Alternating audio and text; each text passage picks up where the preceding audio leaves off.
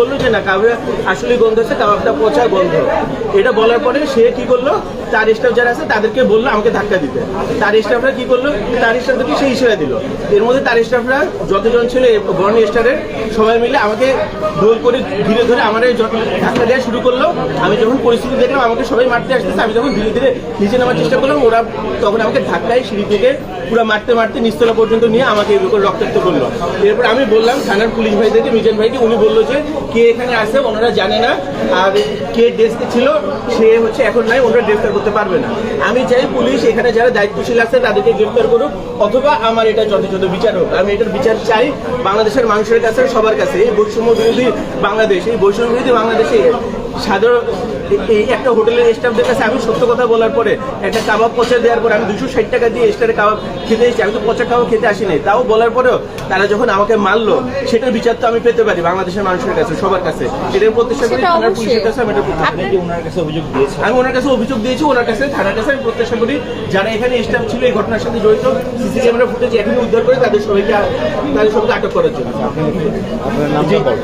জি, আমার নাম হচ্ছে অলোক, আর এখানে পুলিশের এসআই আছে মিজান সাহেব। আমি তার কাছে এটা প্রত্যাশা করি সে এখানে সিসিটিভির ক্যামেরা ফুটেজ দেখে সবাইকে আগে গ্রেফতার করবে, তারপর আমি এখান থেকে যাবো বাসা উত্তরে। ধন্যবাদ।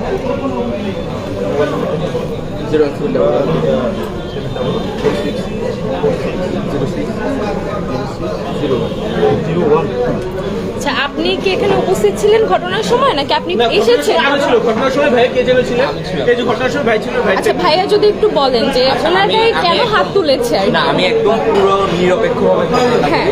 উনি বলেছিল কাবাবে গন্ধ। হ্যাঁ। তো এখানে বাকি আরো 2-3 জন ছিল, তারাও বলেছে কাবাবে গন্ধ, ঠিক আছে।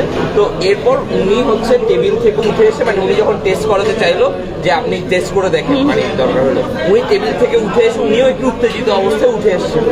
কিন্তু উনি উত্তেজিত অবস্থায় উঠে আসছে, তার মানে এই না যে উনার বিহেভিয়ারের কারণে সব স্টাফদেরকে নিয়ে সবাই মিলে হাত তুলবে। ইভেন উনারা চলে যাওয়ার পর আমরা যারা অন্যান্য কাস্টমার ছিল, আমরা সবাই মিলে কিন্তু এটা প্রোটেস্ট করেছি। মানে উনারা তখন ঘটনা শেষ, তখন আমরা বলেছি যে আপনারা কাস্টমারের সাথে এরকম করতে পারেন না। উনি যেটা করছে ওইটা একটু ওভার রিয়েক্ট করেছে, ঠিক, বাট তার মানে এই না যে আপনারা মারবেন সবাই মিলে। খাবার চেঞ্জ করে দিতে পারেন, গায়ে হাত তুলতে পারেন।